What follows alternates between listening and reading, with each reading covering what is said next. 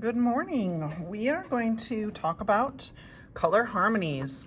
And today in class, you're going to learn about color harmonies. There are 5 of them that I want you to know really well. And then you're going to do a worksheet where you choose your favorite colors for each of the 5 harmonies.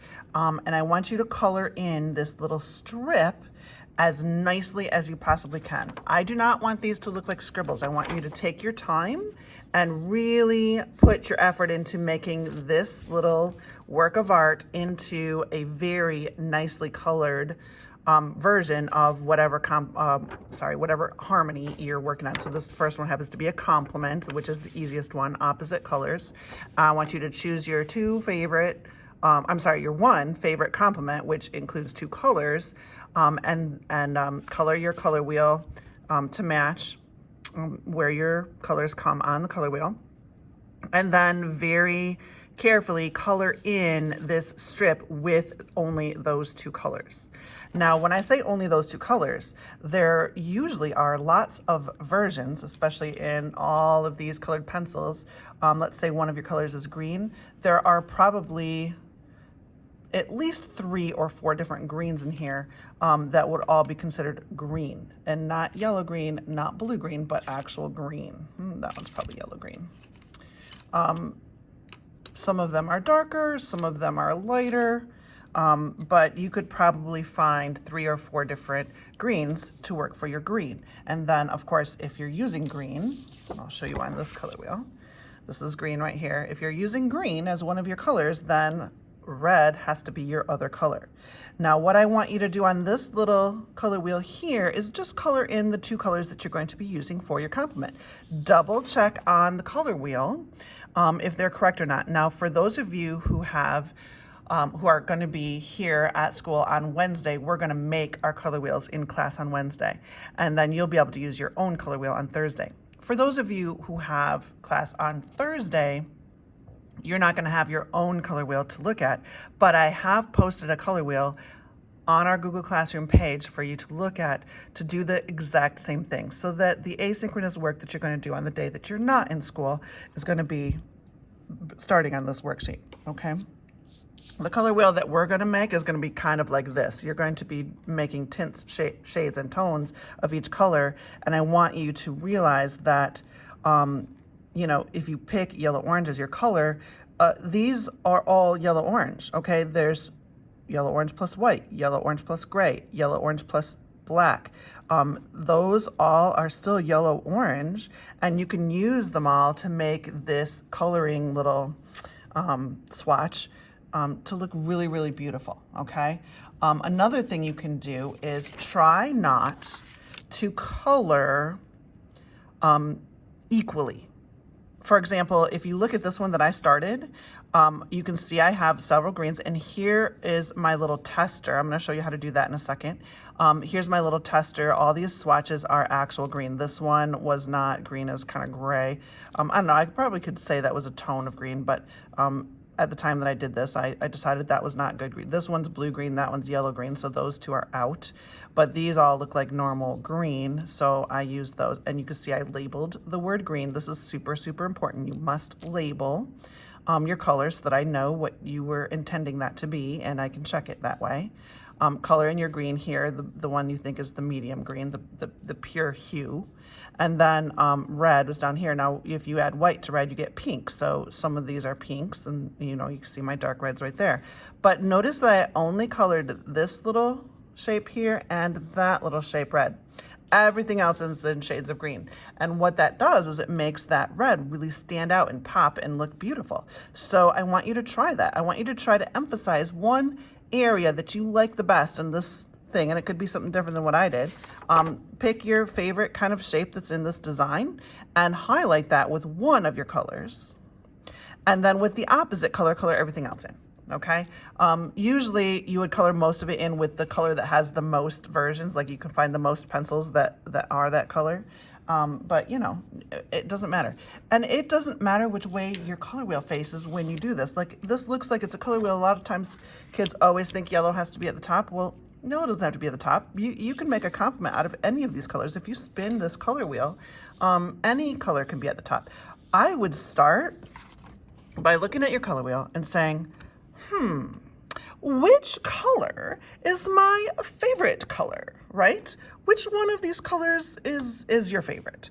Turn it until you find the color that you love the most. So let's say you really love purple the most, okay? Well, no, let's not pick purple. Let's pick something. Let's do red violet. Oh, well, there you go.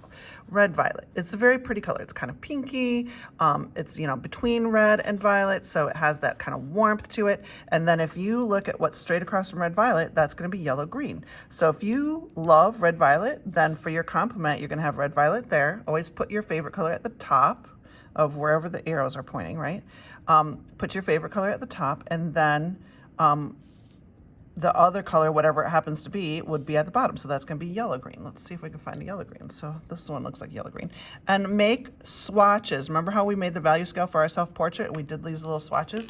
Same thing here. Try to find as many different versions of yellow green that you can. Those are just slightly different, not super different. This one needs to be sharpened. Let's see. Yep, that's a good yellow green. I wonder if this one looks yellow green. Also, don't trust. Yep, that one's yellow green too. I had it set out for my greens, but it's actually yellow green.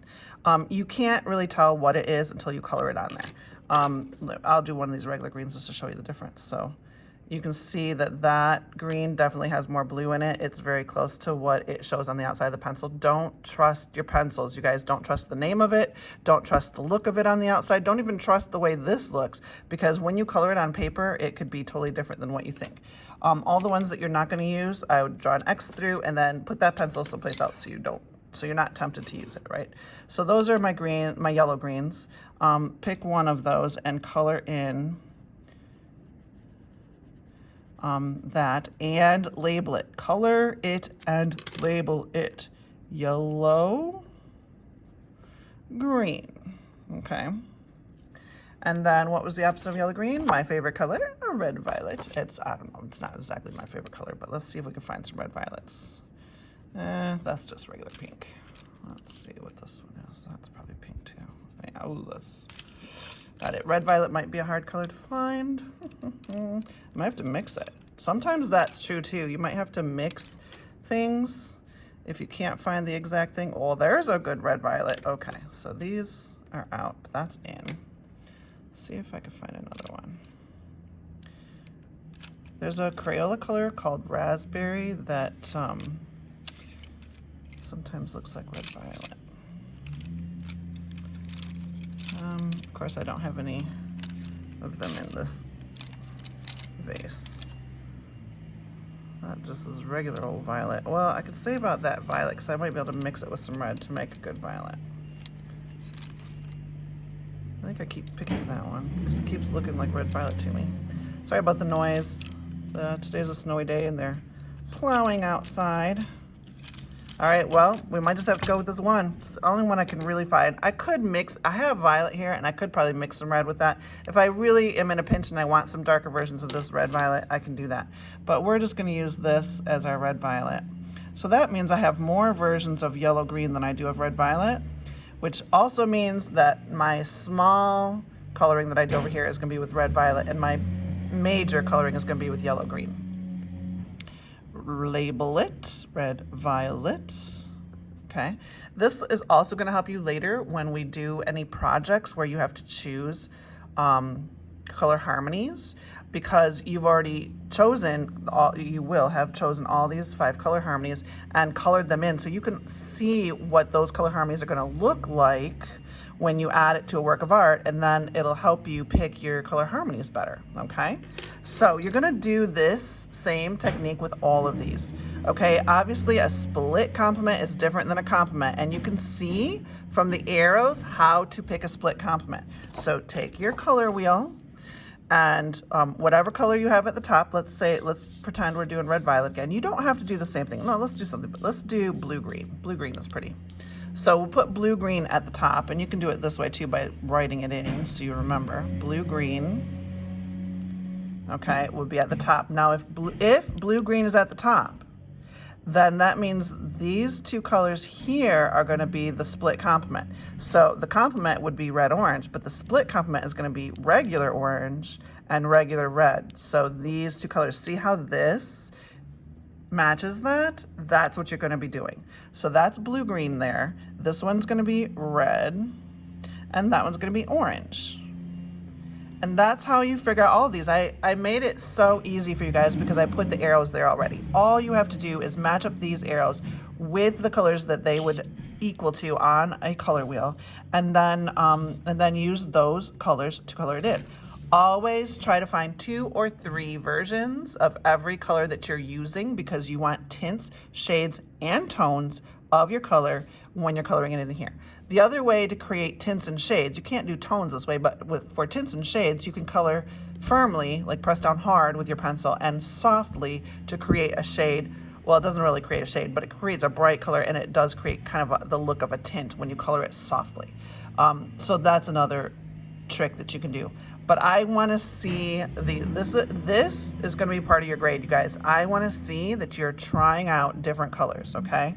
And I want to see your labels, and I want to see beautiful coloring in here. Do not just scribble it in, okay? I want your coloring to be faded and nice and beautiful. Do some different techniques. Look how some of those are faded from dark to light to create like the illusion of 3D. I really want your best coloring on here. Obviously put your name and hour on it, and you're going to be printing this out and then turning it into me.